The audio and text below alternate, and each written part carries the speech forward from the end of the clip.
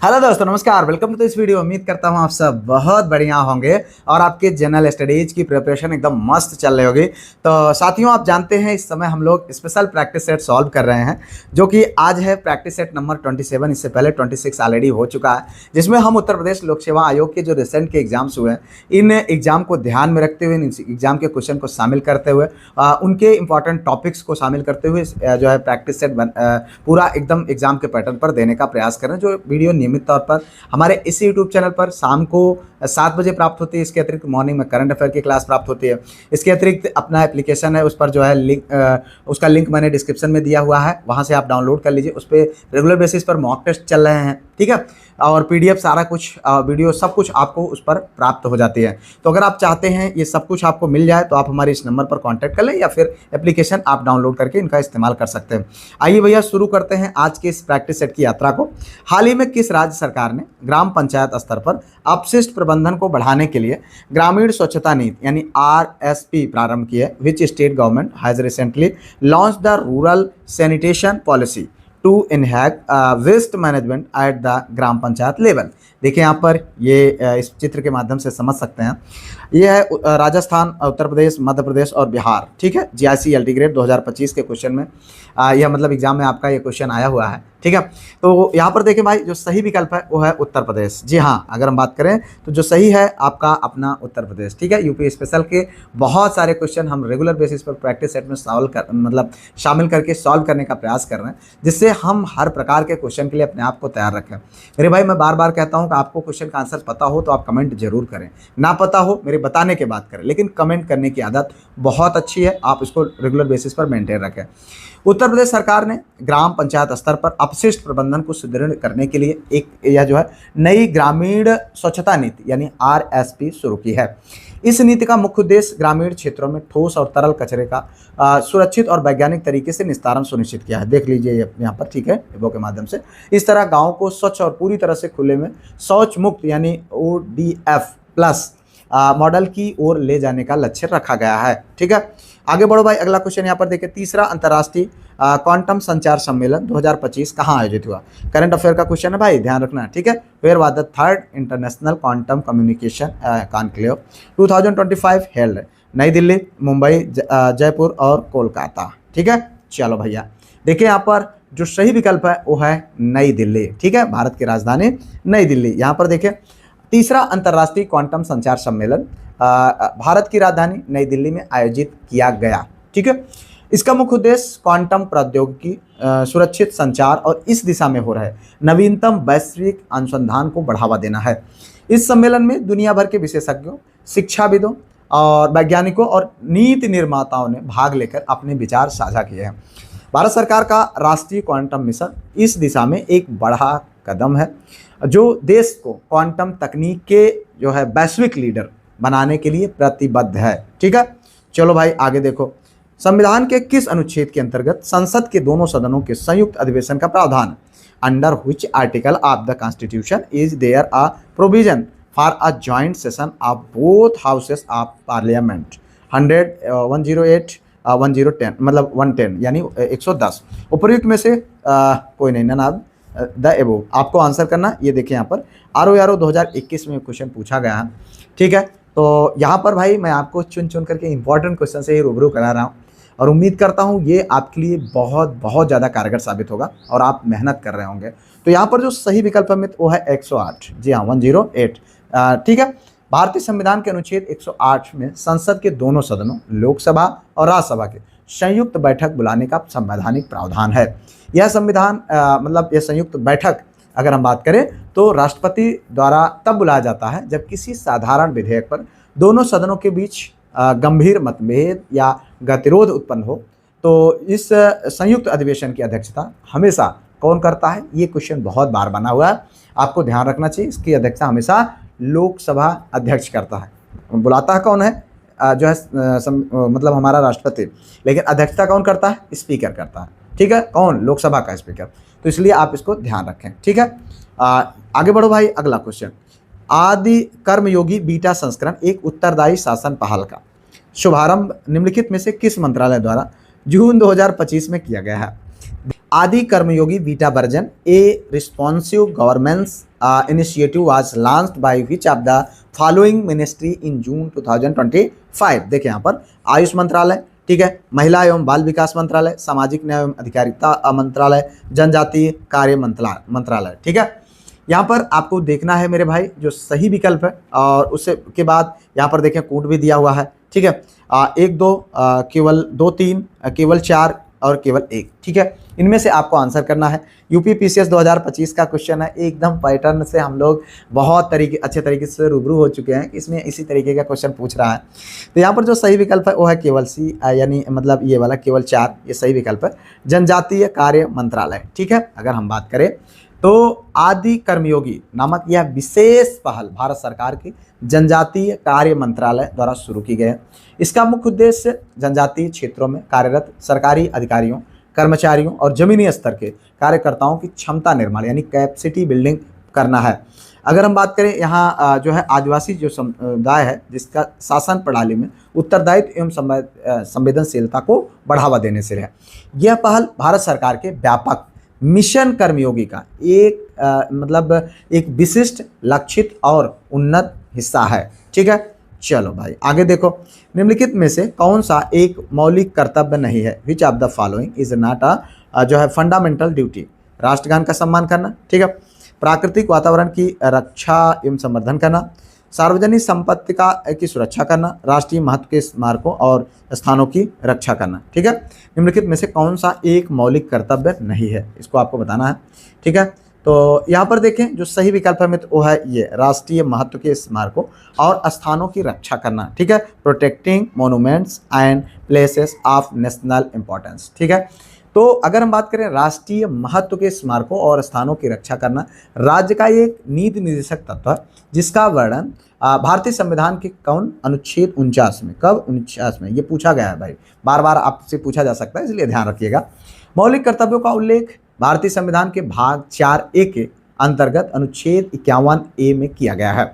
संविधान के अनुसार राष्ट्रगान का सम्मान करना, प्राकृतिक पर्यावरण की रक्षा करना और सार्वजनिक संपत्ति की सुरक्षा करना नागरिकों का स्पष्ट जो है मौलिक कर्तव्य है, ठीक है। भारत के संविधान में 11 मौलिक कर्तव्य हैं और जिन्हें 42वें संविधान संशोधन जो कि 1976 में हुआ था, जिसको लघु जो है संशोधन के नाम मतलब लघु संविधान के नाम से जाना जाता है, वो जो है। और अगर हम बात करें तो 86वें संविधान संशोधन 2002 के द्वारा यानी 42वें संविधान संशोधन और 86वें, ठीक है, 86 संविधान संशोधन जो कि 2002 में हुआ था उसके द्वारा जोड़ा गया है। इतना आपको यहाँ पर जानना चाहिए भैया। देखिए यहाँ पर बीरबल का वास्तविक नाम क्या था, what was the real name of Birbal, Ramdas, Shyamdas, Mahesh Das, Bhagwan Das. तो हम लोगों ने इसको कई बार देखा भी है, ठीक है। तो यहाँ पर देखें जो सही विकल्प है वो है भैया महेश दास। ऐतिहासिक प्रमाणों के अनुसार बीरबल जो का वास्तविक नाम जन्म का नाम महेश दास था, ठीक है, क्या था, महेश दास। वे मुगल सम्राट अकबर के दरबार के प्रसिद्ध नवरत्नों में से एक थे और अपनी असाधारण बुद्धिमत्ता व हास्य विनोद के लिए प्रसिद्ध थे, ठीक है, जाने जाते थे। उनकी कुशाग्र बुद्धि से प्रभावित होकर के सम्राट अकबर ने उन्हें राजा बीरबल की उपाधि दी थी, ठीक है। बीरबल सम्राट अकबर द्वारा स्थापित नए जो है धर्म जो दीन ए इलाही को स्वीकार करने वाले एकमात्र प्रमुख हिंदू दरबारी भी थे, ठीक है। तो इस तरीके से आप इसको ध्यान रखें मेरे भाई, आप अकबर बीरबल की बहुत सारी कहानियां सुनते रहते हैं।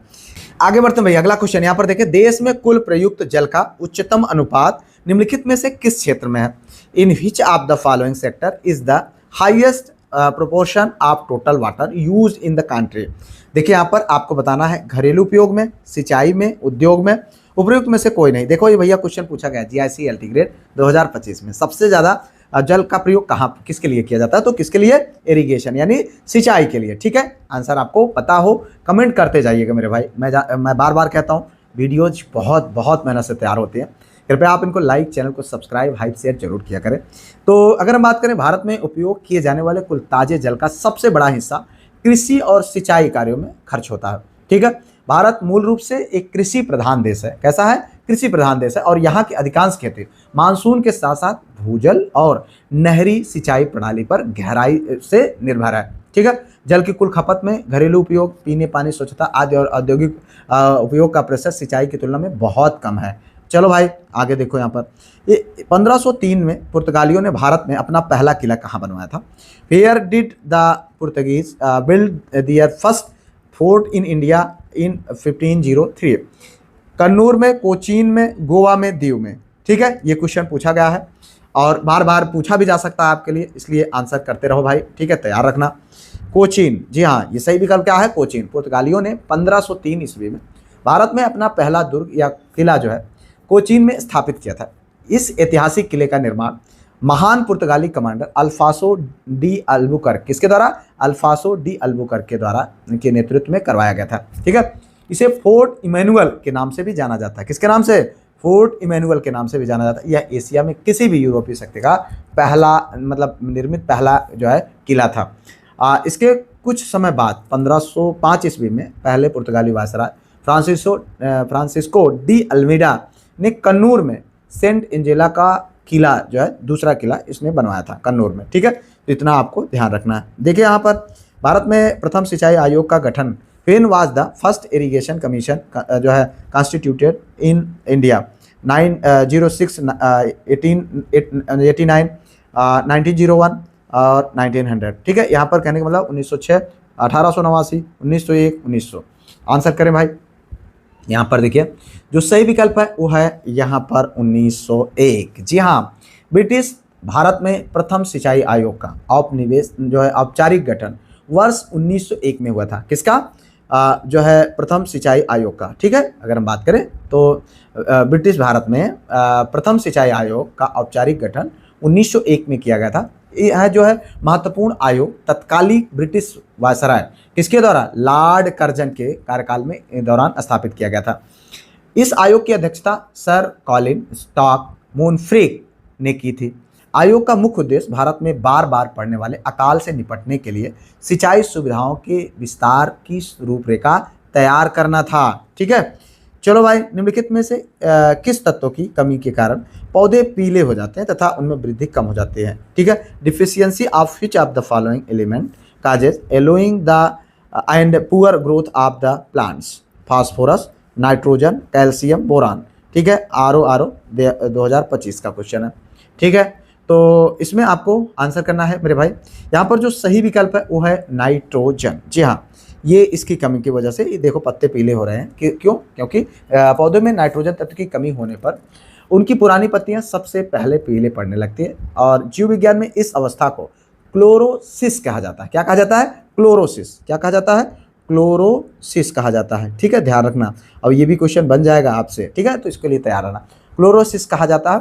नाइट्रोजन पौधों में मौजूद क्लोरोफिल यानी हरित लवक का एक अति आवश्यक घटक है जो प्रकाश संश्लेषण यानी फोटोसिंथेसिस की प्रक्रिया के लिए जिम्मेदार होता है। पर्याप्त नाइट्रोजन न मिलने से पौधों में प्रोटीन का निर्माण जो है बाधित होता है, जिससे इसकी वृद्धि जो है रुक जाती है और वे आकार में बौने रह जाते हैं। ठीक है, इस कमी को दूर करने के लिए किसान क्या करते हैं? यूरिया या अन्य नाइट्रोजन युक्त कृत्रिम जो है उर्वरकों का उपयोग करते हैं। भारत में पंचायती राज व्यवस्था शिल्पी किसे कहा जाता है? Who is called the architect of the Panchayati Raj system? ठीक है, आचार्य नरेंद्र देव, जीवी के राव, वी.आर. मेहता, एल.एम. सिंघवी। ठीक है, ये देखो जीआईसी मतलब सॉरी पॉलिटेक्निक लेक्चरर और जीआईसी में 2012 में एपीएस। कितना इंपॉर्टेंट क्वेश्चन है भाई, इसको आप यहाँ से देख करके अंदाजा लगा सकते हैं। सही विकल्प है मित्र यहाँ पर वी.आर. मेहता। क्या है? वी.आर. मेहता साहब। इनके द्वारा बलवंत राय मेहता जिनको कहते हैं, भारत में आधुनिक पंचायती राज मतलब व्यवस्था का वास्तुकार या शिल्पी इन्हीं को माना जाता है। ठीक है, लोकतांत्रिक विकेंद्रीकरण को बढ़ावा देने के लिए सन 1957 में, कब? 1957 में भारत सरकार ने बलवंत राय मेहता की अध्यक्षता में एक समिति का गठन किया था। इसी ऐतिहासिक समिति ने भारत में त्रिस्तरीय पंचायती राज व्यवस्था, ग्राम पंचायत, पंचायत समिति और जिला परिषद लागू करने की पुरजोर सिफारिश की थी। इन्हीं सिफारिशों को मानते हुए 2 अक्टूबर 1959, कब? 2 अक्टूबर 1959 में क्या किया गया? तत्कालीन प्रधानमंत्री जवाहरलाल नेहरू साहब ने राजस्थान के नागौर जिले में पंचायती राज का औपचारिक जो है उद्घाटन किया था। तो यहाँ से आपको क्वेश्चन बन सकते हैं भाई, 1-2 क्वेश्चन। ठीक है, इसलिए तैयार रहे। भारत में संसद के द्वारा पंचायत, ठीक है, extension to the scheduled areas कानून कब पारित किया गया? व्हेन वाज द पंचायत ठीक है, extension to scheduled area act pass by the parliament in India 1993, 1996, 1995, 1998। ठीक है भैया, आंसर करते जाओ। देखिए यहाँ पर जो सही विकल्प है वो 1996, जी हाँ 1996 पंचायत, ठीक है, अनुसूचित क्षेत्रों तक विस्तार अधिनियम, जिसे लोकतांत्रिक रूप से पेशा एक्ट यानी PESA एक्ट कहा जाता है, संसद द्वारा वर्ष 1996 में, कब 1996 में पारित किया गया। इस अधिनियम का मुख्य उद्देश्य भारतीय संविधान के भाग 9 जो कि पंचायतों से संबंधित है के प्रावधानों को कुल जो है संशोधनों के साथ अनुसूचित क्षेत्रों तक विस्तारित करना है। ठीक है, अगर हम बात करें ऐसा कानून को मुख्य रूप से दिलीप सिंह भूरिया समिति की महत्वपूर्ण सिफारिशों के आधार पर तैयार और लागू किया गया था। यह अधिनियम आदिवासी समुदायों को ग्राम पंचायतों के माध्यम से अपने संसाधनों पर नियंत्रण और स्वशासन का कानूनी अधिकार प्रदान करता है। तो इतना आपको यहाँ पर इससे संबंधित जानना चाहिए। 2011 की जनगणना के अनुसार भारत में साक्षरता दर, देखो भाई बार बार मैं कह रहा हूँ सेंसस बहुत इंपॉर्टेंट चल रहा है, क्वेश्चन पूछा जाएगा आपसे, इसलिए what is the literacy rate in India according to 2011 census 68%, 52, 63, 74। देखो LD ग्रेड 2025 पे पूछा गया है क्वेश्चन, ठीक है, तो आप इसके लिए तैयार रहें। यहाँ पर जो सही विकल्प है वो है 74%, ये है 74%। ठीक है, भारत में साक्षरता दर 74% थी वर्ष 2011 की जनगणना के अनुसार, यह आंकड़ा सामने आया है।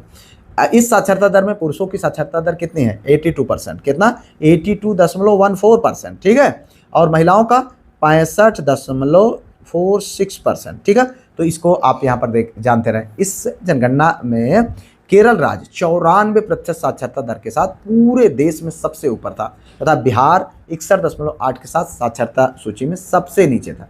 दोनों चीजें, बिहार सबसे नीचे और केरल सबसे ऊपर। ठीक है, भारत की जनगणना के नियमों के अनुसार साक्षर उस व्यक्ति को माना जाता है जिसकी आयु 7 वर्ष या उससे अधिक हो और वह किसी भी भाषा को समझ के साथ पढ़ और लिख लेता हो। चलो भाई आगे बढ़ो भैया, अगला क्वेश्चन देखिए यहाँ पर, निम्नलिखित में से किन देशों से होकर भूमध्य रेखा नहीं गुजरती है?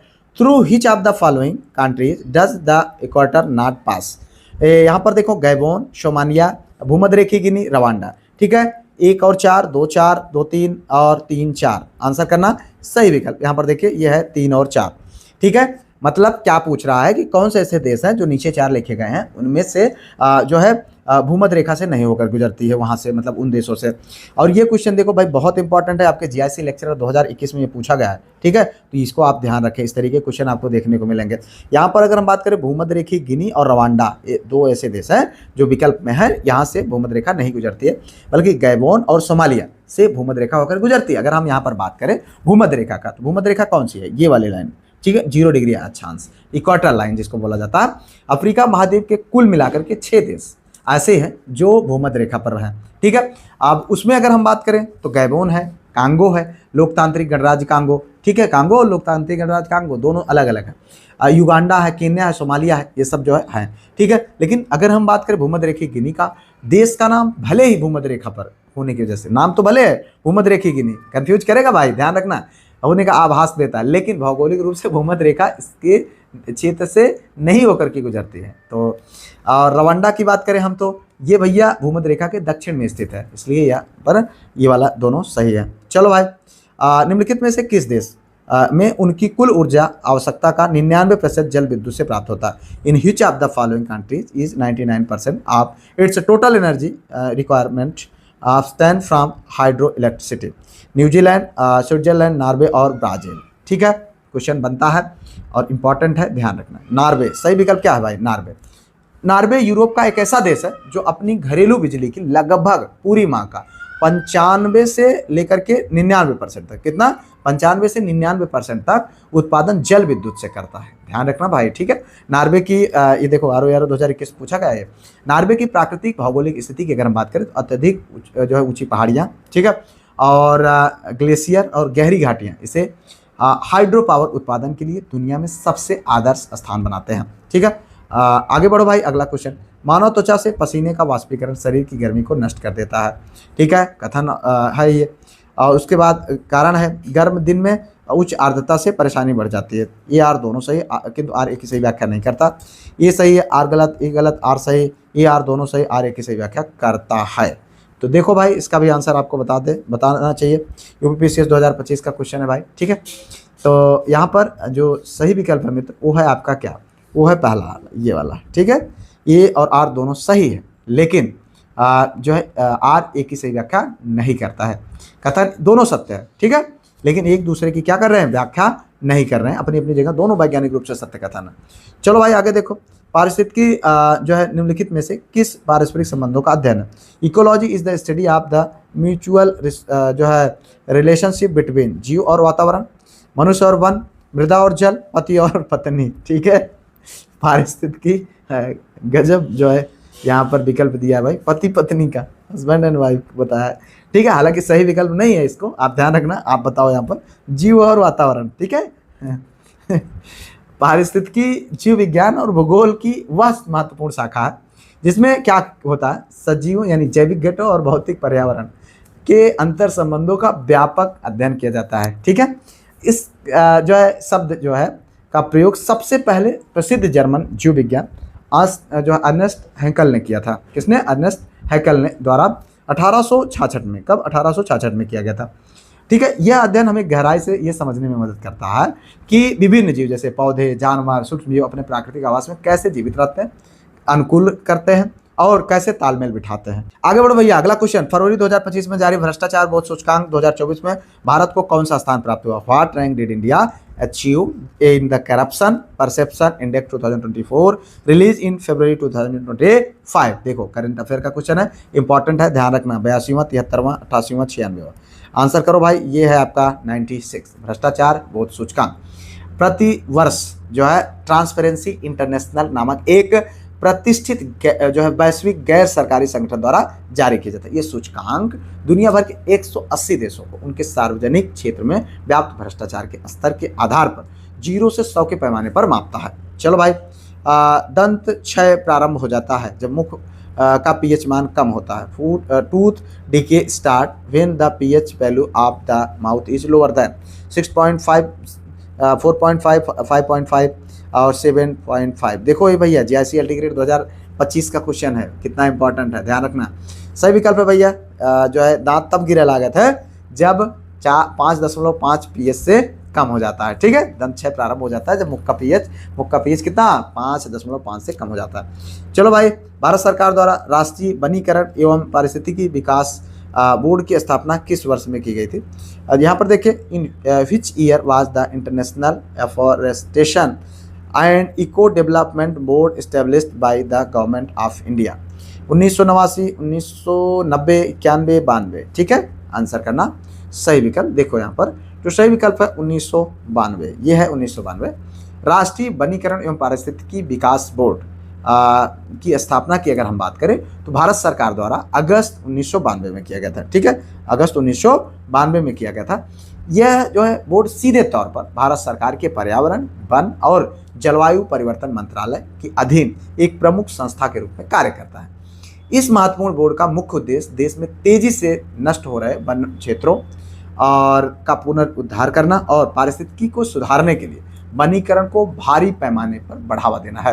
यह संस्था विशेष रूप से हिमालयी क्षेत्रों, अरावली पर्वतमाला और पश्चिमी घाट जैसे पारिस्थितिक रूप से बेहद संवेदनशील पर्यावरणीय क्षेत्रों के संरक्षण पर अपना विशेष ध्यान केंद्रित करती है, ठीक है। तो इसको आप इतना ध्यान रखें। चलो भाई, एक सेक्सटेंट प्रयुक्त होता है। ये सेक्सटेंट यूज्ड फॉर पहाड़ी का क्षेत्रफल मापने के लिए, ठीक है, मीनार की चौड़ाई मापने के लिए, वस्तु की ऊंचाई मापने के लिए, मकान का आयतन मापने के लिए, ठीक है। तो यहाँ पर आपको बताना है भाई सही विकल्प। तो सही विकल्प है वस्तु की ऊंचाई मापने के लिए, to measure the height of an object, ठीक है। सेक्सटेंट ये एक अत्यंत महत्वपूर्ण नेविगेशनल उपकरण है जिसका आविष्कार कब हुआ था, 18वीं शताब्दी में, ठीक है। किसमें, 18वीं सदी में हुआ था। इसका उपयोग जो है अगर हम बात करें तो किसी भी दो दृश्यमान वस्तुओं के बीच के कोणीय विस्थापन को मापने के लिए किया जाता है। किसका, इसी का, सेक्सटेंट का, ठीक है। तो आप इतना इसको ध्यान रखें भैया। चलो यहाँ पर निम्नलिखित में से कौन सा युग्म या लोक नृत्य और उत्पत्ति का स्थान सही सुमेलित नहीं है, ध्यान रखना, सही सुमेलित नहीं है पूछ रहा। Which one of the following pair या फोल्क डांस और place of origin is not correctly match. जो है कैकोटिकली केरल, ठीक है, हिमाचली कुल्लू घाटी, कोली महाराष्ट्र, यक्षगान जो है राजस्थान। ये देखो ROE 2025 में पूछा गया भैया, ध्यान रखना। यहाँ पर देखें जो सही सुमेलित नहीं है वो है भैया यक्षगान, जो कि राजस्थान बताया जा रहा है, ये आपका सही सुमेलित नहीं है। यक्षगान ये राजस्थान का नहीं बल्कि कहाँ का है, कर्नाटक का है। एक जो है अति प्रसिद्ध एवं पारंपरिक लोक रंगमंच और नृत्य है। यह नृत्य कला विशेष रूप से कर्नाटक के तटीय जिलों जैसे दक्षिण कन्नड़, उडुपी और जो है मडनाल में क्षेत्र में बहुत ज़्यादा फेमस है। अगर हम बात करें यक्षगान में नृत्य, संगीत, संवाद, भव्य वेशभूषा और विशिष्ट मेकअप का एक अनूठा संगम देखने को मिलता है जो अक्सर हिंदू महाकाव्यों पर आधारित है, ठीक है। बाकी ये तीनों अपना सही सुमेलित हैं। सौर ऊर्जा उत्पन्न होती है, सोलर एनर्जी इज प्रोड्यूस तत्कालिक दहन से, नाभिकीय संलयन से, नाभिकीय विखंडन से, जल उष्मीय प्रक्रिया से, ठीक है। देखो यहाँ पर किससे, नाभिकीय संलयन से, किससे, नाभिकीय संलयन से, ठीक है। सूर्य और अन्य सभी तारों में ऊर्जा उत्पन्न होने का मुख्य कारण नाभिकीय संलयन की निरंतर चलने वाली प्रक्रिया है। इस प्रक्रिया में अत्यधिक उच्च तापमान और दबाव पर हाइड्रोजन के दो हल्के नाभिक आपस में जुड़कर हीलियम का एक भारी नाभिक बनाते हैं, ठीक है। इस संलयन के परिणाम स्वरूप द्रव्यमान में थोड़ी कमी आती है जो अल्बर्ट आइंस्टीन के प्रसिद्ध समीकरण के अनुसार अपार ऊर्जा में परिवर्तित हो जाती है। आगे बढ़ो भैया, निम्न में से कौन सा एंजाइम दूध के पाचन में सहयोगी है? Which of the following enzyme helps in the digestion of milk, ठीक है। Pepsin, rennin, trypsin, lipase. देखो भाई आंसर करो, ठीक है। और क्या आप जो है अभी तक मॉक टेस्ट में पार्टिसिपेट करने लगे हैं रेगुलर या फिर नहीं? आप कमेंट में आंसर करिए फटाक से, ठीक है। रेगुलर बेसिस पर जितने भी मॉक टेस्ट कराए गए आपने पार्टिसिपेट किया है कि नहीं किया, कमेंट करिए जरूर, ठीक है। यहाँ पर देखें रेनिन एक प्रकार का जो है प्रोटीयोलाइटिक एंजाइम जो विशेष रूप से स्तनधारियों के शिशुओं के पेट में स्रावित होता है। ये इस एंजाइम का मुख्य कार्य दूध में मौजूद जो है घुलनशील केसीन प्रोटीन को ठोस या दही जैसे रूप में बदलना रहता है, ठीक है। दूध के जमने या दही बनने से वह पेट में अधिक समय तक रहता है, जिससे पेप्सिन जैसे अन्य एंजाइमों को उसे पूरी तरह पचाने का पर्याप्त समय मिल जाता है, ठीक है। आगे देखो भैया, निम्नलिखित में से सही कालानुक्रम सबसे पहले से आखिरी तक में व्यवस्थित कीजिए। Arrange the following in the correct chronological order, startup India, PM Vaya Vandana योजना, पीएम जल धन योजना, पीएम मुद्रा योजना, ठीक है। यहाँ पर देखें सही विकल्प आपको आंसर करना भाई। तो यहाँ पर देखें ये है भैया GIC अल्टीग्रेड 2025 का क्वेश्चन है। आप ये कुछ कूट है, कूट के माध्यम से आपको बताना है, ये कुछ प्रमुख योजनाएं हैं और उनको जो है सुमेलित करना है। तो इसमें देखें जो सही विकल्प है मित्र वो ये है आपका, ठीक है। क्या है यहाँ पर 3412, ठीक है, प्रधानमंत्री जन धन योजना, ठीक है। ये कब आया था? ये आए थे 28 अगस्त 2014 को, जब प्रधानमंत्री मोदी जी जो है प्रधानमंत्री बने थे तो सबसे पहला काम यही हुआ था।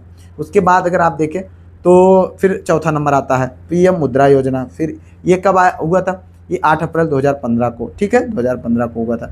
उसके बाद पहला यहाँ पर स्टार्टअप इंडिया की अगर हम बात करें तो 16 जनवरी 2016 को हुआ था, ठीक है, ये हुआ। अब उसके बाद पीएम वय वंदन योजना, ये कब हुआ था? ये इसके अंतर्गत क्या होता है, वरिष्ठ नागरिकों के लिए एक पेंशन योजना है जो कि 2017 में हुए थे। कब? 2017 में। इस तरीके से 14, 15, 16, 17 की ये प्रमुख घटनाएं हैं।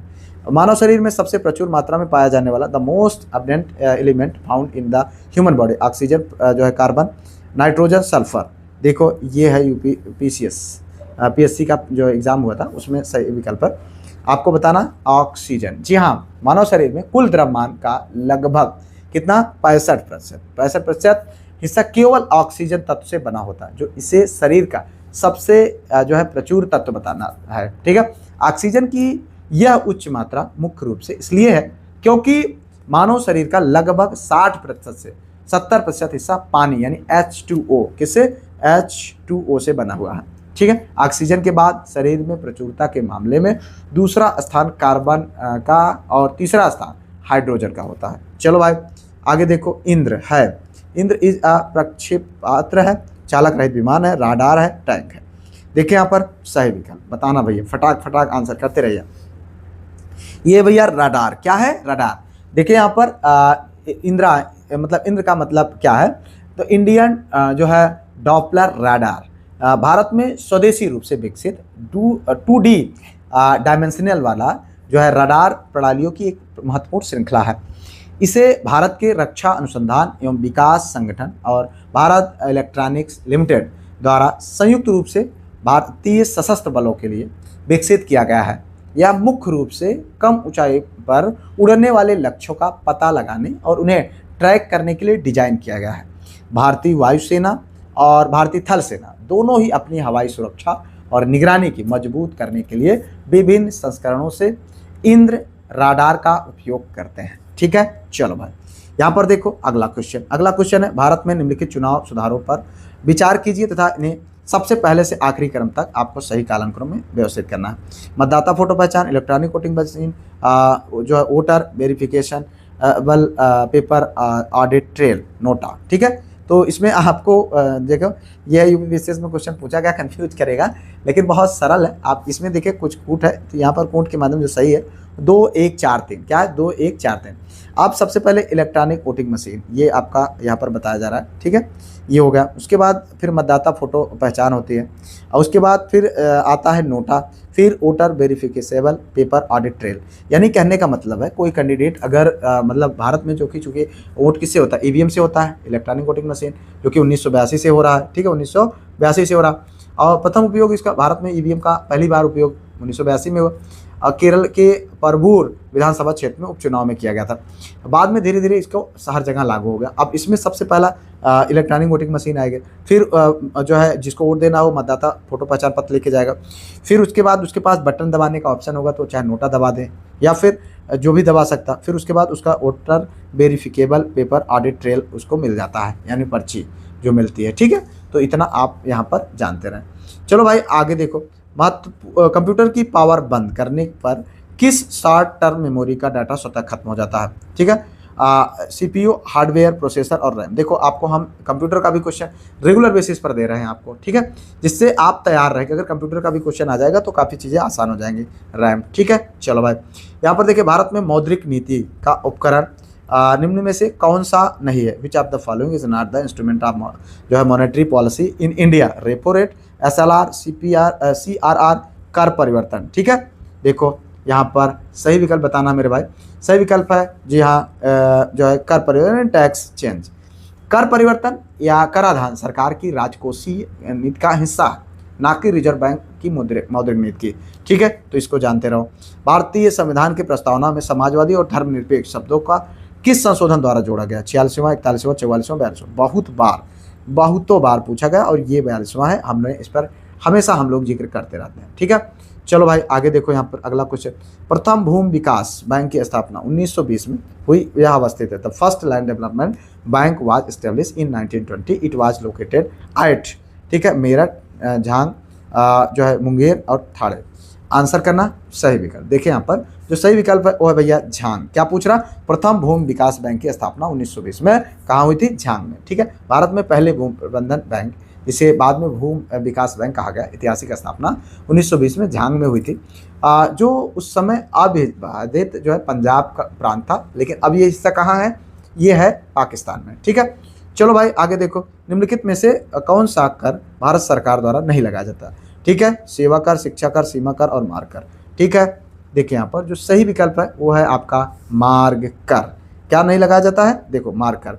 मार्ग कर या टोल टैक्स एक अप्रत्यक्ष कर है जो विशेष रूप से राज्य सरकारों या स्थानीय निकायों या सड़क निर्माण एजेंसियों द्वारा सड़कों और पुलों के उपयोग के बदले वसूला जाता है।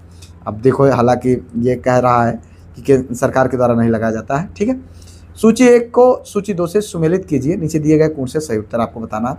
यहाँ पर देखो, यह है आपका विनय पिटक, सूत्र पिटक, अभ्यम पिटक, महापिटक, ये सब कूट है।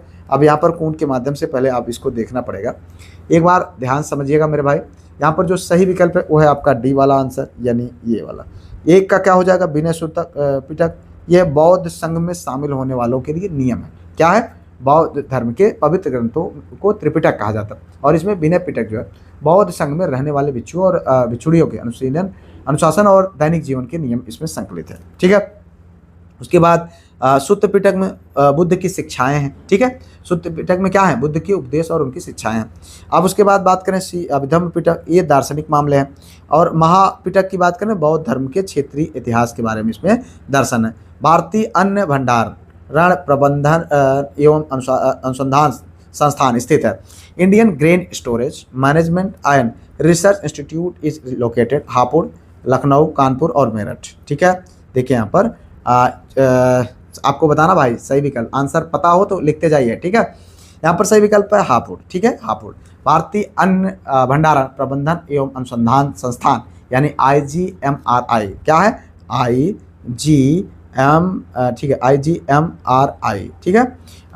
यहाँ पर ये जी है भैया, सी नहीं, ठीक है। ये उत्तर प्रदेश के हापुड़ शहर में स्थित एक प्रमुख राष्ट्रीय संस्थान है। इसकी स्थापना की बात करें तो कब, 1958 में हुआ था, 1958 में हुआ था। भारत सरकार के उपभोक्ता मामले, खाद्य और सार्वजनिक वितरण मंत्रालय के अंतर्गत इसका किया गया। आगे बढ़ो भाई, अगला क्वेश्चन, उत्तर प्रदेश के किस नगर में कृत्रिम अंग बनते हैं, ठीक है। गोरखपुर, कानपुर, सीतापुर, प्रयागराज, ये भैया चलो आंसर करो, ठीक है। कानपुर में, कहाँ बनता है, कानपुर में, ठीक है, नकली अंग, ये भाई आप देख लो यहाँ पर। आगे बढ़ो भाई, अगला क्वेश्चन, रिक्त स्थान की पूर्ति करें। जिस प्रकार उत्तराखंड में चिपको आंदोलन के नेता सुंदरलाल बहुगुणा थे, ठीक उसी प्रकार कर्नाटक में, ये भैया देखो LT ग्रेड में पूछा गया और ये क्वेश्चन हम लोग बहुत बार यहाँ पर जिक्र कर चुके हैं और आप जानते हैं, इसमें कहूँ बताने की जरूरत नहीं है। आपको ये पांडुरंग हेगड़े जी है, ये आंदोलन हुआ था जस्ट एकदम बिल्कुल उसी के सिद्धांत पर उत्तराखंड में जो है चिपको आंदोलन हुआ था सुंदरलाल बहुगुणा जी के द्वारा, तो ये उसी का नाम। और कर्नाटक में जो है चिपको का मतलब आपको बोला जाता है। चलो भाई आगे देखो, यहाँ पर उत्तर प्रदेश में लोकायुक्त निम्नलिखित में से किसे अपना त्यागपत्र संबोधित करेंगे, मुख्यमंत्री, राज्यपाल, उच्च न्यायालय के मुख्य न्यायाधीश, विधानसभा, ठीक है।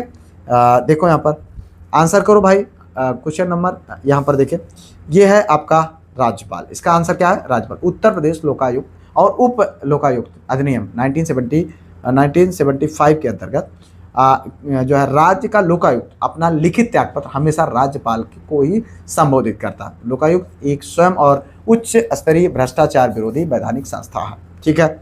आगे बढ़ो भैया, आज के सेकंड लास्ट क्वेश्चन की ओर। सूची 1 को सूची 2 से सुमेलित कीजिए। सूचियों में दिए गए कूट से आपको आंसर बताना है, ठीक है। यहाँ पर देखिए, महेंद्र वर्मन प्रथम राष्ट्रकूट, मतलब कौन सा राजा किस वंश से है, आपको इसी कूट को यहाँ पर देखना है। जो है कडुनगोन, पल्लव, अमोघवर्ष प्रथम, चोल, राजराज प्रथम, पांड्य, ठीक है। आप देखो UPPCS 2025 में पूछा गया, तो ये आपको ध्यान रखना है। यहाँ पर देखिए जो सही विकल्प है वो है भैया ये वाला, A का 2 हो गया। महेंद्र वर्मन, ये कौन सा, ये है पल्लव, शक्तिशाली पल्लव राजा थे, ठीक है, जिन्होंने कांचीपुरम में शासन किया और कठ जो है वास्तुकला को बढ़ावा दिया था। अब आगे हम बात करते हैं B4, जो है कडुनगोन, ये है पांड्य राजा, कौन है, पांड्य राजा, ठीक है। अगर हम बात करें अमोघ प्रथम, तो ये राष्ट्रकूट राजा है। और राजराज प्रथम की अगर हम बात करें तो ये चोल है, बहुत इंपॉर्टेंट है, ठीक है, ध्यान रखना। इस तरीके से हम बढ़ते हैं आज के अंतिम क्वेश्चन। ऑपरेशन फ्लड को किस नाम से भी जाना जाता है, operation flood is also known नीली क्रांति, गुलाबी क्रांति, रजत क्रांति, श्वेत क्रांति, बहुत बहुत बहुत बार पढ़ा। और अभी मैं बार बार कहता हूँ, इसको अच्छे से तैयार भी कर लेना मेरे भाई। ये इसको मैंने अपना जो फार्मिंग वाला सेक्शन है उसमें बहुत व्यवस्थित तरीके से रखा है, इसके लिए इसको पढ़ लीजिएगा। तो इस तरीके से यहाँ पर श्वेत क्रांति इसका सही विकल्प होगा।